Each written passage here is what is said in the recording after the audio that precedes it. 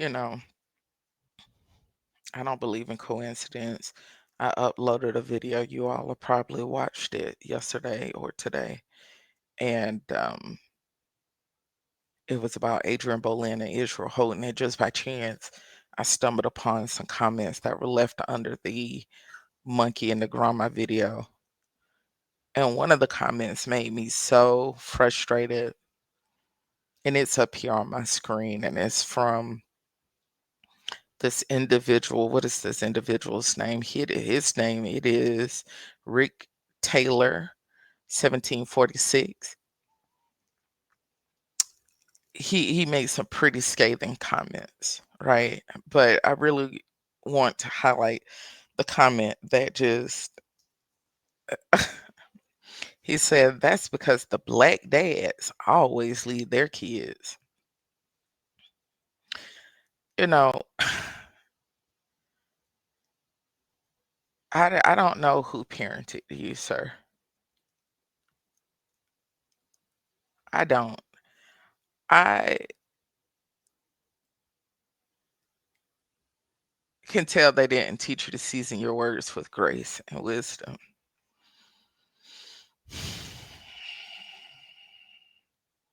One thing is for certain that I was taught to be very mindful of the feelings of other people, especially African Americans, due to a lot of them having absent fathers. But you know what? My dad did talk about them in our house. He talked about men who were not with their children, and he talked about children who were raised without their fathers. He explained to us that as we navigate life, as we dated, as we married, as we went into professions, we would be exposed and encountering people who were silently suffering because of an absent father. One thing I liked is that he knew that people didn't just casually do things for no reason. My dad was a philosopher in his thinking and the way he looked at life. And one thing my dad told me is that on the continent of Africa, multi-generational families was the standard. That was basic for them. The grandmother, great grandmother, the grandfathers, great grandfathers, all of them. Tribes were not just strangers, they were an intricate web of families. And those families would marry into each other families.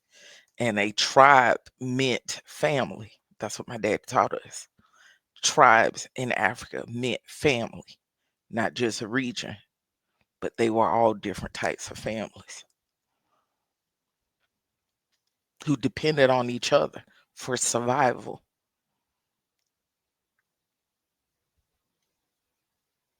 And that is one thing that the transatlantic slave trade made sure it erased from our psyche and our remembrance.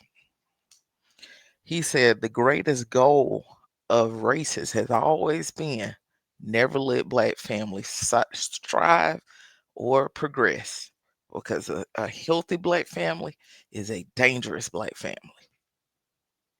He said they are the greatest threat to racist agendas and ideological beliefs. And then he also told us over the years about how black men, were deliberately not allowed to love the women. If they were somewhere working with a woman, protecting a woman, the enemy, well, excuse me, he called them the enemy. Okay, so you hear me say that sometimes. The enslaver wanted him to view her as nothing but an asset to keep the whip off his back, to see her as a co-worker, not the love of his life, not someone he protected and cared for and provided for. He couldn't provide for, the enslaver provided everything. So the enslaver, the enemy, made sure That the way a black man looked at the black woman is if she was slack, she didn't work hard enough, she didn't pick enough, she didn't till enough, she didn't do enough, he would get beat, he would be harmed. So he feared her and he resented that his safety, well-being was contingent and dependent on what she did, even if he did nothing wrong. And the woman felt the same way when she saw the man. Because in some instances, to ensure that the enemy kept that divide there between the black man and the black woman, one would do something wrong. The man would do something wrong. He would deliberately then harm her to hurt him. And that weakens him. That's why they would choose to hurt her. That's why they would choose to take her body in front of him. They didn't take the women somewhere else discreetly and do this. They did this right in front of their men to humiliate, degrade her. And over time, that created a culture of men because they had to be broken down mentally and emotionally. They were not allowed to love their children. They were not allowed to love their wives. They were not allowed to have emotional connections. They were not. And those that did paid the severe price of being torn from them because the enemy knew that the greatest pain, shame, guilt, fear I can pour into your very being is out of sight, out of mind, and you don't know what's happening to them. You don't know what I'm doing to them. You'll do anything I say. If I tell you I send word back to the old plantation to give them extra meat, extra scraps, extra straw for bedding, play mind games on you to make you think I'm gonna take care of them. And I'm not doing no such a thing. I just want to dehumanize you because I know your soft spot, your weak spot is your woman, it's your children. I gotta get that out of you. You cannot be like us as far as being civilized. Civilized meaning civilizations. They didn't want a black civilization. They took people from an African civilization. Cornerstone of a civilization is families.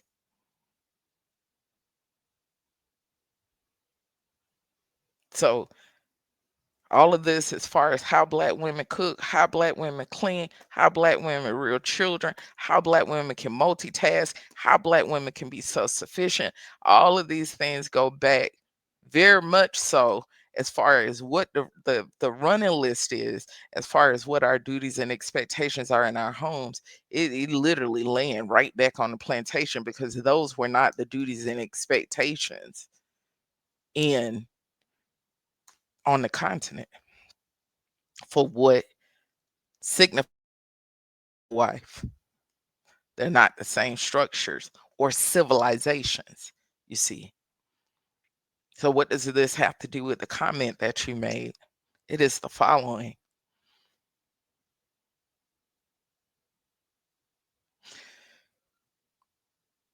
We have tried for generations to remedy a family dynamic issue without acknowledging the genesis of the issue, without resting it right there.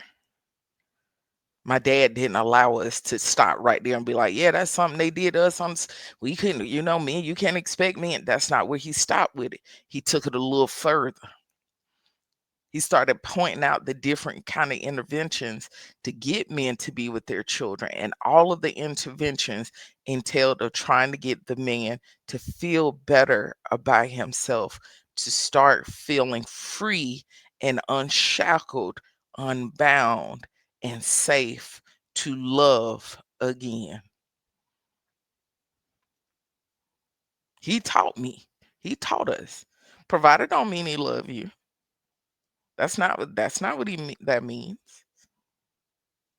Enslavers provided for the enslaved. They didn't love them.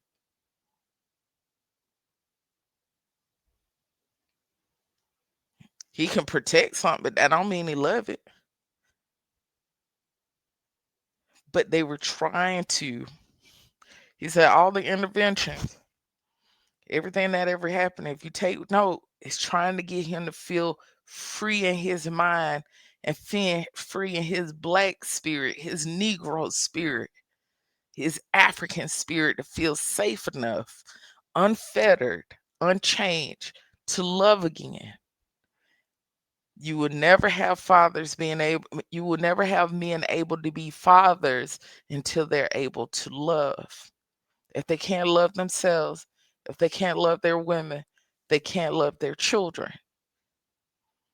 They can't love their communities. They can't. For you to say such a thing,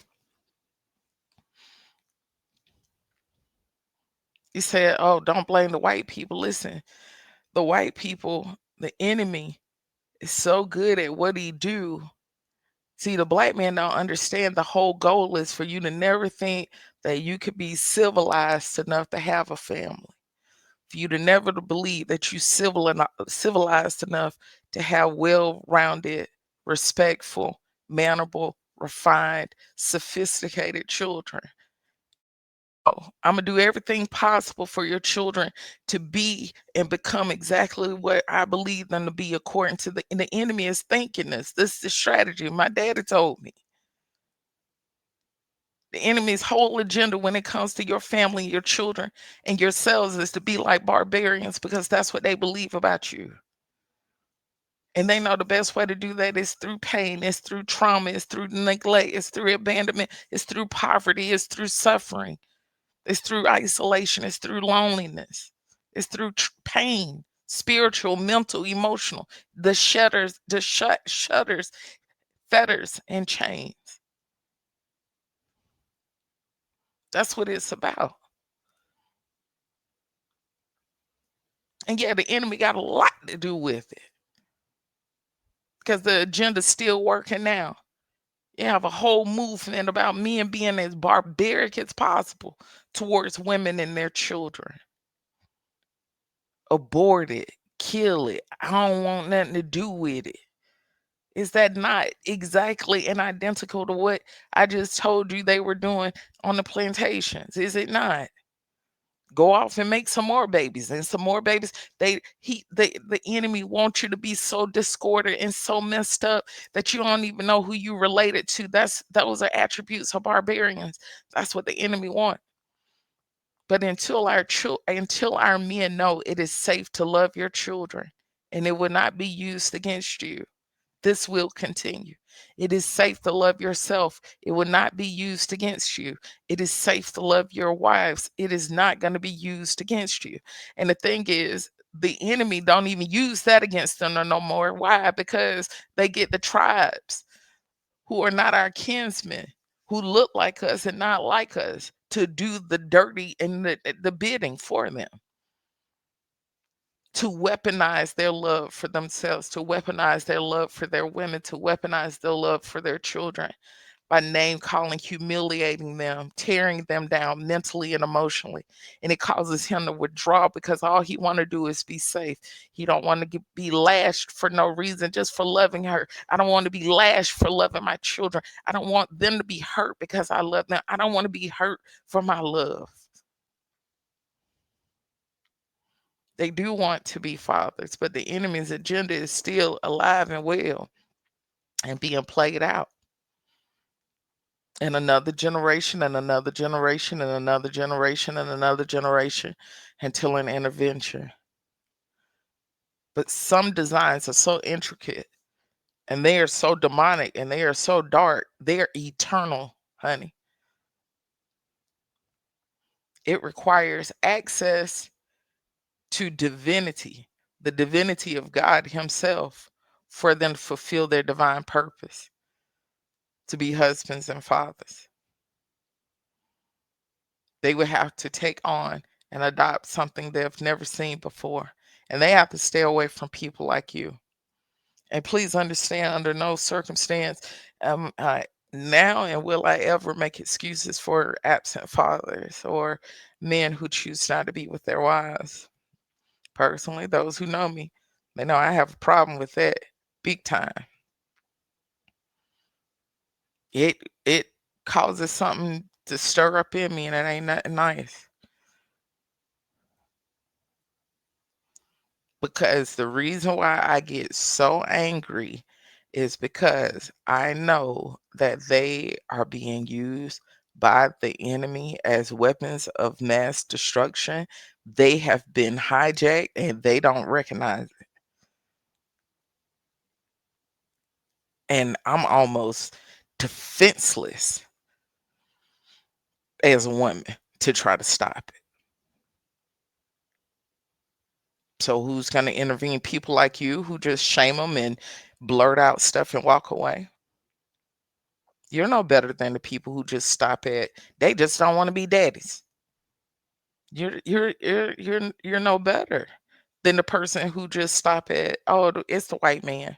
You're no better because neither of you are taking the time to understand the psychological, societal, spiritual, cultural manifestations and ramifications, and even trying to think of a strategy to intervene.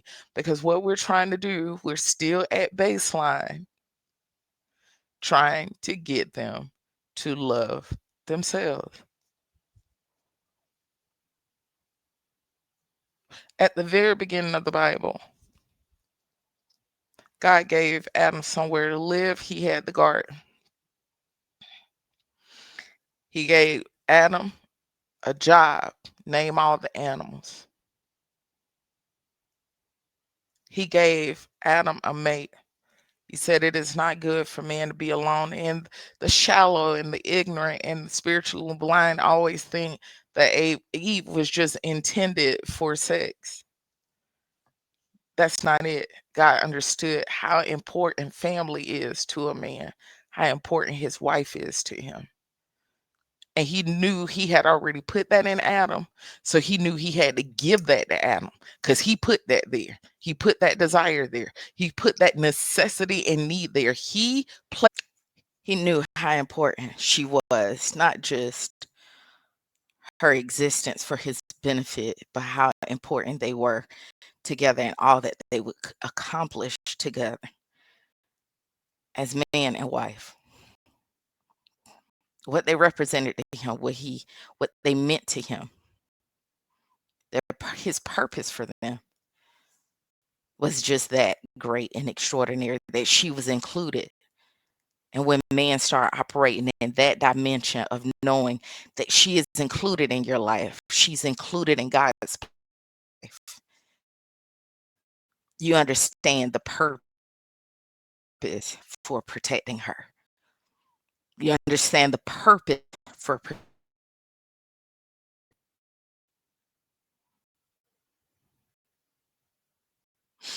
but people like you, instead, you focus on, you look at, and you enjoy.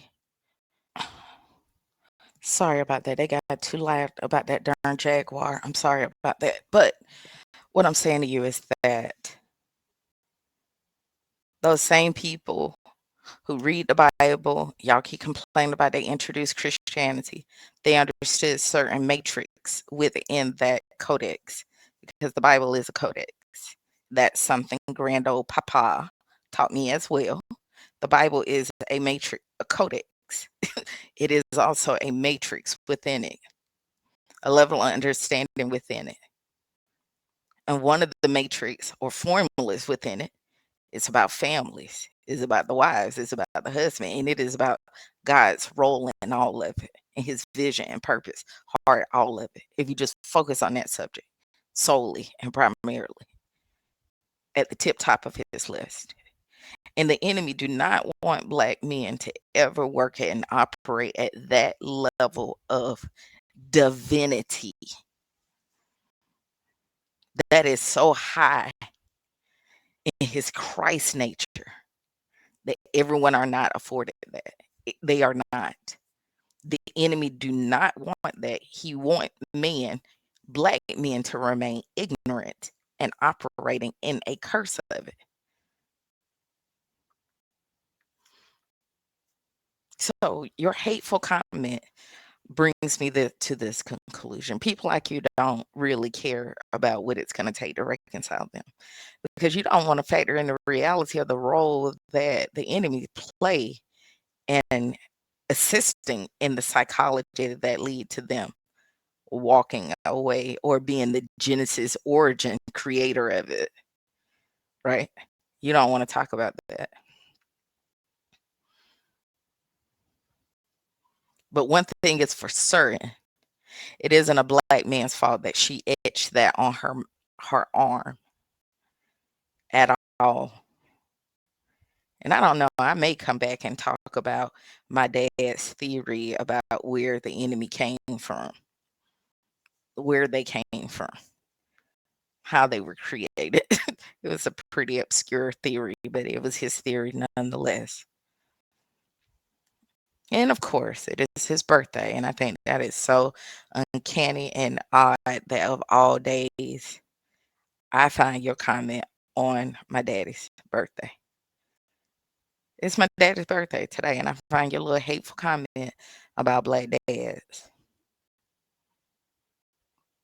You know, there are always so many prayers about healing the land.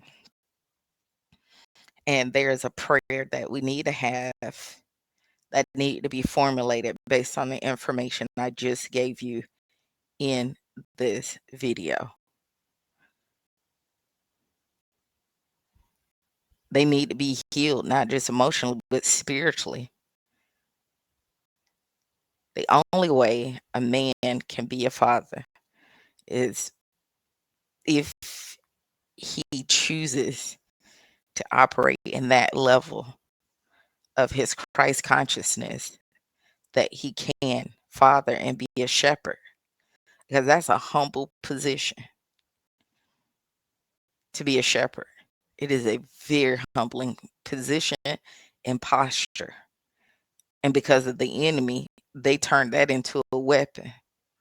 That's because, like I said before, the enemy's whole job was to strip the African mind, that the mind to believe that they were barbarians and that they were savages when they were not. They were an intricate people, a web of families. That's what a tribe was. It was a group of families that all worked together, did commerce together, worshiped together, and they interacted with other tribes, which were what? Another intricate group of families. So multi-generational families were always a central component of our identity on the continent of Africa. And that's something we were hated for. And nothing made the enemy feel great like believing that he won, that long as I can get them to believe that, oh, they'll never be civilized like us, to have families, multi-generational families, be close, do commerce together, work together. The cornerstone of a civilization are families. So when people say you're uncivilized, what they're really talking about is you're not family-like, you're not family-oriented. You will never be able to stay together to create a people. That's what it's really about, not creating a people. When you create a people, you pass on faith, you pass on customs, you pass on traditions, you pass on money, skill sets. You had some tribes were known for being iron workers. You had some tribes who were known for being skilled woodsmen. They were passing on skills. That's what it means to be a people. And that's what the enemy didn't want them to bring over here and start operating in here on the continent of the North America. They didn't want that. That was their greatest fear. So if we can just convince them that, oh, you're just savages, you're good at fighting, that's it. That's your strength. That's it. That's your strength. That's it. Guess what happens? They are fractured. They fragment and they fall. You know, the other night I took the photo that I remembered taking the morning of my first day at second grade. And this is the image. and I put it in Chat GPT and told her to turn it into a cartoon and then put the name of my elementary school on top of it. And I remember taking this picture that morning of the first day of school. It was after he had put my little earrings in my ear, and I'm standing there. And I remember him taking that picture because the camera back then, it sounds crazy. It looked like an ice cream sandwich, and then like the flash bulb thing looked like a little cartridge or something, and it went vertical, sticking up out of the ice cream sandwich. And then he put it on one side of his eye, and he took it, and then when they developed it, that's what that's exactly what my picture was. That first morning of school, the first day of school, and I'm just so fascinated by how it looked exactly like the picture. It looks exactly like it, except it's a cartoon, and it's hard for me to be impressed by a lot of things. Don't get me wrong, I like nice things and I appreciate them. But it's the kind of advice and insight I just gave you that my dad gave me. And I am so thankful for him. I'm very thankful for him. I'm very thankful he gave me a heart and a vision to care about Black families, to do my part to bring together Black families, um, support Black families and Black marriages. That comes from really my parents. And I'm thankful for that. And the reason why I'm so passionate about it is because of the things I just discussed with you. These are the thoughts and things I was taught in my house growing up as a kid, as early as I can remember. My dad explained to me, a Black man to go on a job, the enemy will be working on his job with him. And the enemy figure out he go to church every Sunday with his wife and kids. His wife and kids doing good. He think he like me, and he would psychologically play warfare with that Black man on his job the whole day. That man come down, he mentally broke down. He withdraw, he gonna go drink, he gonna go do drugs, he gonna go do this, he gonna do that. And the wife and kids are oblivious. Next thing you know, he gone because he's figured out, just like the enslaved man, that loving this woman and loving my children is causing them to hate me and mistreat me.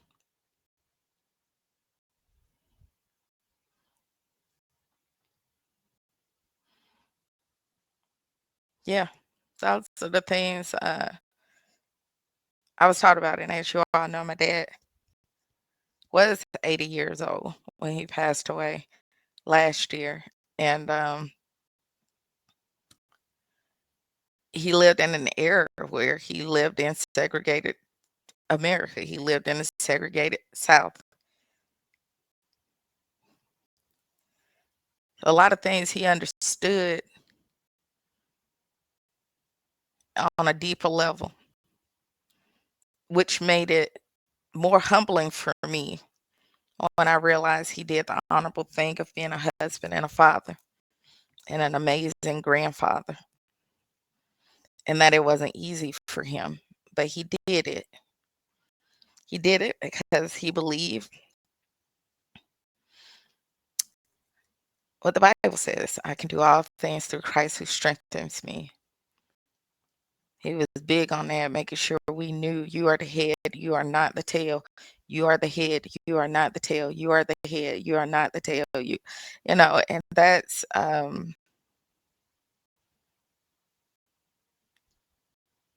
that's a level of love to teach our children to understand our journey and our story as Black people and understand our traumas systemically, emotionally, and spiritually, and understanding what weapons formed against you look like and what you got to do to make sure they don't prosper against you and your family, because they do not want you to become a people. You see how I talked about last week how disjointed we are, and there's so much confusion, and we jump from this. That was deliberate. That is deliberate. They do not want you to become a people. The cornerstone of a civilization is families. If a family cannot solidify customs, traditions, beliefs, their strengths, their talents, you understand the way they do commerce, their wisdom, you can't come together to do commerce and business with other tribes. They don't know that they're other tribes. They don't know that they're part of the people. They don't know. So this whole formula, people be talking about Willie Lynch. Honey, if you believe this was congregated by Willie Lynch, you are not paying attention. To think of something this intricate, it is 100% spiritual.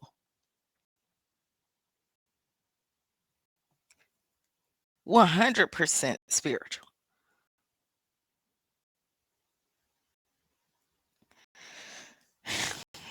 I will continue to do my part.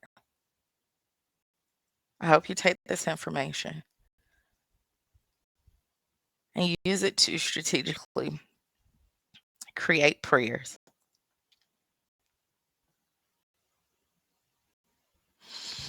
It was created spiritually, and we will have to end it spiritually. Thank you so much for listening. Take care.